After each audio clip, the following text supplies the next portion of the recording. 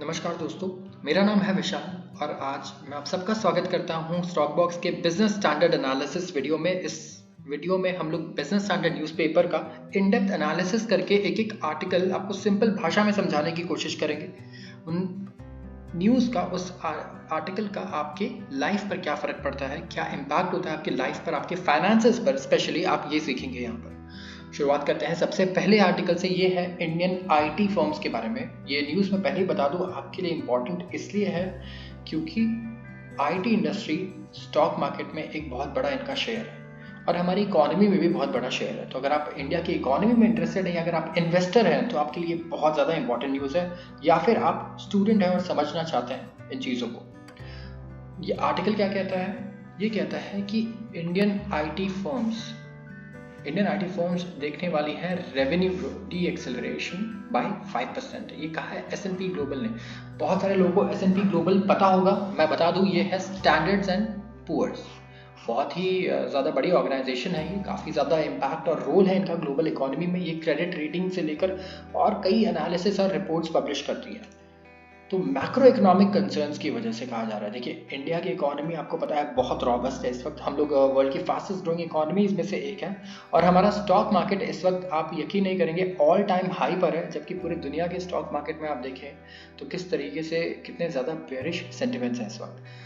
S&P global ने कहा है कि मैक्रो इकोनॉमिक कंसर्न्स की वजह से, मैक्रो इकोनॉमिक कंसर्न्स कौन से हो गए? जैसे कि वो कंसर्न्स जो ग्लोबल कंसर्न्स है। मैक्रो का मतलब होता है बड़े स्केल पर, जैसे यूएस का रिसेशन प्रॉब्लम, यूएस में date ceiling issues, Russia Ukraine war, इस तरीके के कंसर्न्स की वजह से इंडियन आईटी इंडस्ट्री का रेवेन्यू 5% से कम हो सकता है। ऐसा क्या है, हम आगे बढ़ते हैं।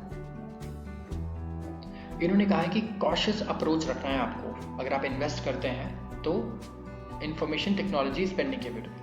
आप देखेंगे कि रेवेन्यू जो है इंडियन आईटी फर्म्स का ये डी एक्सेलरेट करेगा 5% से थ्रू 2024-25। 12 से 18% था जो कि 2022-23 में। ये कहा है S&P ग्लोबल रेटिंग्स ने। रीज़न इन्होंने क्या बताई है? जो रीज़न है बिहाइंड द स्लो ग्रोथ, ये है मैक्रो स्लो डाउन। ये शब्द याद रखिए कि स्लो डाउन मैक्रो है, लेकिन इंडिया का नहीं है, क्योंकि इंडिया अभी बहुत ही अच्छे से ग्रो कर रहा है।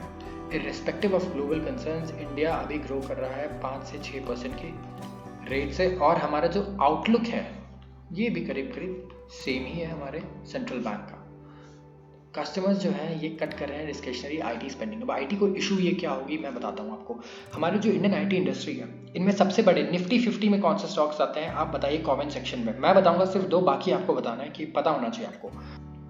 2 बड़े प्लेयर्स हैं TCS और इन्फोसिस। और TCS और इन्फोसिस, इनका मेजर रेवेन्यू कहाँ से आता है? यूएस और यूरोप से, और ये आता है डॉलर्स में।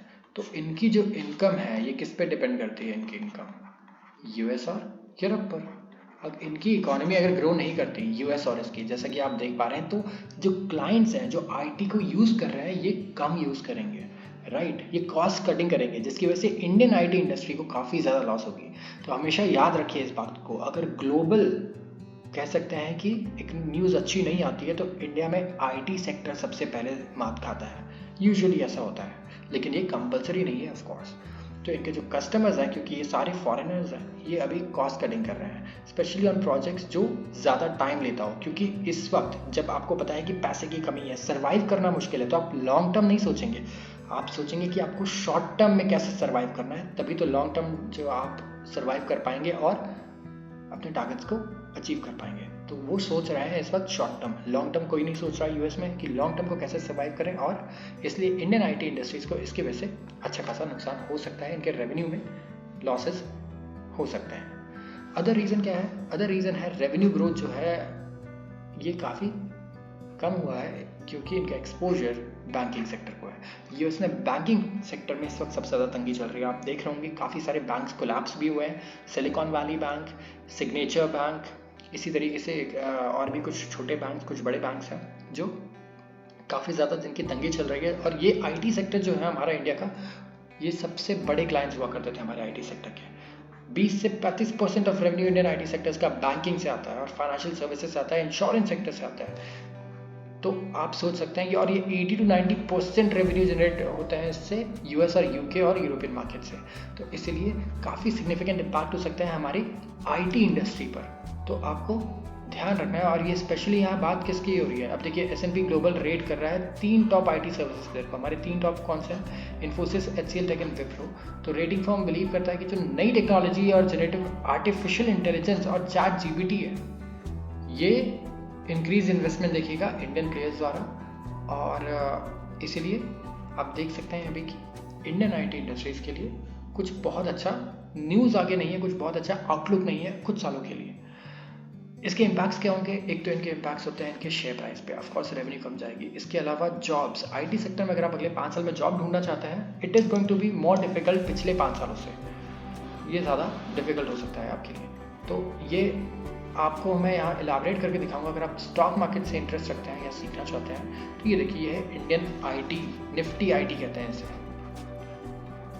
निफ्टी आईटी का ये चार्ट है। ये शुरुआत कहाँ से हो रही है, हम देख रहे हैं फरवरी 2019 से 2023 मई, ये हम मई तक देख रहे हैं 2023। यहाँ पर देखिए हाई लगा है 22 में, और ये हाई अच्छा खासा बनाया। यहाँ पर कुछ वीक्स, ये एक आप ध्यान रखिएगा, ये एक कैंडल 1 वीक का होता है इस वाले कैंडल स्टिक में, एंड वीकली चार्ट है ये। यहाँ पर आप देख सकते हैं अच्छा खासा यहाँ हाई बनाया है, और उसके बाद रीटेस्ट, फिर बॉटम, और यहाँ पर 3 बार सपोर्ट लिया गया है। और मैं आपको बता दूं, देखिए ये कोई इन्वेस्टमेंट या ट्रेडिंग एडवाइस नहीं है, ये हम एजुकेशन पर्पस के लिए सीख रहे हैं। लेकिन पिछले वीडियो में जब आईटी सेक्टर काफ़ी क्रैश हो रहा था तो हमने यही बताया था कि देखिए ये सपोर्ट है। आप चेक कर सकते हैं हमारी आईटी के पुरानी वीडियोज़ को, एंड इस बार भी आईटी ने यहीं से सपोर्ट लिया। तो आप अगर सपोर्ट निकालना सीखना चाहते हैं तो आप ये भी एक फॉर्मूला यूज़ कर सकते हैं। ये देखिए यहाँ पे हर बार बाइंग आ जाती है निफ्टी आईटी में, एंड इस बार भी ऐसे ही हुआ।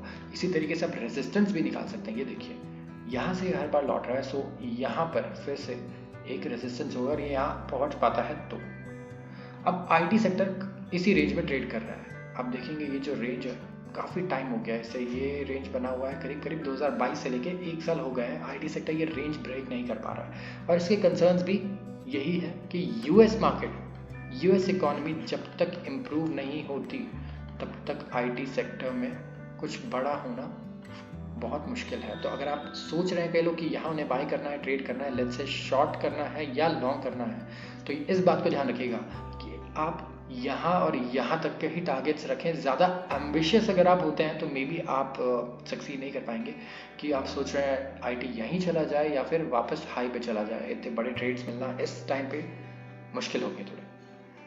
आते हैं अगली खबर पर, यह है यूएस के बारे में ही। अब क्योंकि यूएस से इतनी ज़्यादा इंटरलिंक्ड है हमारी कंट्री और हमारी इकोनॉमी और स्टॉक मार्केट, तो दूसरी न्यूज़ भी इसी के बारे में है। ये है default risk denting Nations credit ratings.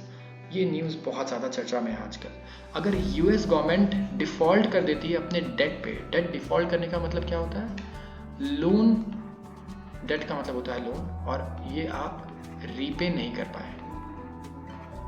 अगर कोई बिल्कुल भी कॉमर्स फील्ड से नहीं है तो मैं बता दूं, गवर्नमेंट्स, जितनी भी गवर्नमेंट्स हैं, ये पैसा ऐसा नहीं कि हवा से ले आती हैं, हवा में से नहीं आता, ये भी इनके ऊपर बहुत लोन्स होते हैं। आप देखिए इंडिया के ऊपर अभी नेशनल डेट कितना है, आप खुद शॉक हो जाएंगे। यूएस में भी, यूएस कह सकते हैं पूरी दुनिया में सबसे ज़्यादा डेट इस वक्त यूएस के ऊपर है। तो ये डेट इन्हें रीपे करना होता है। अगर आप टाइम से रीपे करते हैं तो क्या होता है आपके साथ, आपका क्रेडिट स्कोर ऊपर जाता है कि नहीं, ये ऊपर जाता है। तो वैसे ही इनका भी क्रेडिट रेटिंग होता है। जब S&P ग्लोबल था, ये सारी फर्म्स करती हैं इनकी रेटिंग्स। अगर ये डिफ़ॉल्ट करता है तो ये जो रेटिंग है, क्रेडिट स्कोर है, हम लेमन भाषा में बोलेंगे, ये चला जाएगा नीचे, और इसकी वजह से बहुत बड़े बड़े कॉन्सिक्वेंसेस हो सकते हैं। अब इस आर्टिकल में कहा गया है कि बहुत ही लॉन्ग लास्टिंग कॉन्सिक्वेंसेस हो सकते हैं नेशन के फ्यूचर के लिए। 3 मेजर रेटिंग कंपनीज, अब ये अगर आप कॉमर्स स्टूडेंट हैं तो जरूर ध्यान रखें, या फिर आप इंटरेस्ट रखते हैं इकोनॉमिक्स में, S&P ग्लोबल रेटिंग्स, मूडीज और फिच रेटिंग्स, ये बहुत बड़ा रोल प्ले करते हैं कि किस तरीके से कितने डैमेजिंग होंगे इनके कॉन्सिक्वेंसेस। और यहाँ मैं बात कर रहा हूँ कि अगर ये डिफ़ॉल्ट होता है तो शायद इंडिया में भी निफ्टी में या और सेंसेक्स में भारी गिरावट आ सकती है। क्या पता 5 से 10% की भी गिरावट आ जाए अगर यहाँ पैनिक क्रिएट होता है तो ये सिर्फ एक स्पेक्यूलेशन या आप कह सकते हैं कि एक अंदाज़ा है, लोग ऐसा कह रहे हैं, ये कहना है एनालिस्ट का, बहुत सारे ऐसे एनालिस्ट कह रहे हैं। हमें इस न्यूज़ को अपने पर्सपेक्टिव से लेना है, अपने इन्फॉर्मेशन में आप कैसे यूज़ कर सकते हैं, इंटीग्रेट कर सकते हैं इसे और आगे स्ट्रैटेजाइज कर सकते हैं कि आपको कैसे इन्वेस्ट करना है। तो ज़रूर ध्यान रखें, कुछ एनालिस्ट हैं जिनका कहना है कि 5 से 10% भी हम लोग गिर सकते हैं अगर यूएस ने डेट डिफ़ॉल्ट किया। तो इसीलिए फाइनेंशियल फॉलआउट है, डिफ़ॉल्ट इसका बहुत सिवियर होगा। एजेंसीज एक्सपेक्ट कर रही हैं कि जो लॉ मेकर्स हैं वहाँ के वो एक अग्रीमेंट करेंगे और अगर गवर्नमेंट आई होप कि जब तक रन आउट ना करें, क्योंकि उनके पास कैश बहुत कम बच रहा है इस वक्त, आप यकीन नहीं मानेंगे लेकिन यूएस के पास डेट को सर्विस करने के लिए बहुत कम कैश है और ये यही चाहते हैं एनालिस्ट और एजेंसीज कि लॉ मेकर्स जल्दी से एग्रीमेंट करें इससे पहले कि गवर्नमेंट के पास सारा कैश खत्म हो जाए।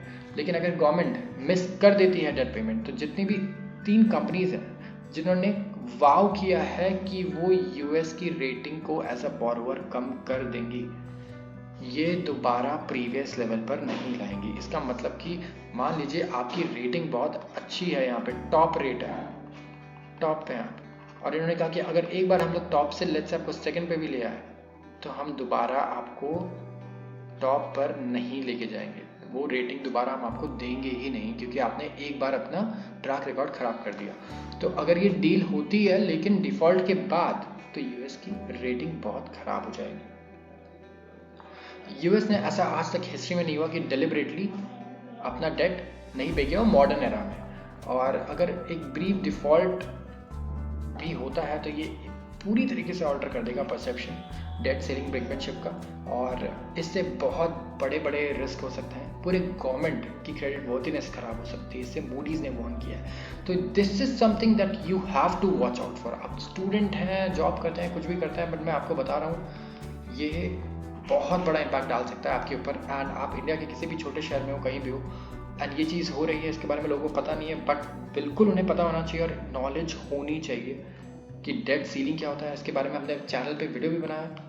डेट सीलिंग है यूएस में, इसे क्यों ये चेंज करना चाहते हैं, ब्रेक करना चाहते हैं और अपने डेट को रीपे करना चाहते हैं, और ये रीपे करना कितना ज़्यादा ज़रूरी है और स्टॉक मार्केट पे कितना ज़्यादा फ़र्क पड़ता है। तो आज के लिए बस इतना ही। ये 2 इंपॉर्टेंट न्यूज़ क्योंकि काफ़ी एक्सटेंसिव थे इसलिए आज हमने सिर्फ 2 ही न्यूज़ को कवर किया है। वैसे हमारे पास और भी बढ़िया आर्टिकल्स हैं, आप चाहें तो आप हमें कमेंट सेक्शन में बताएं, हम ज़रूर उन्हें भी कवर करेंगे। एंड इस वीडियो को शेयर ज़रूर करें अपने दोस्तों के साथ और लाइक करना ना भूलें और सब्सक्राइब करें हमारे चैनल को ऐसे ही बेहतरीन एनालिसिस को देखने के लिए। धन्यवाद।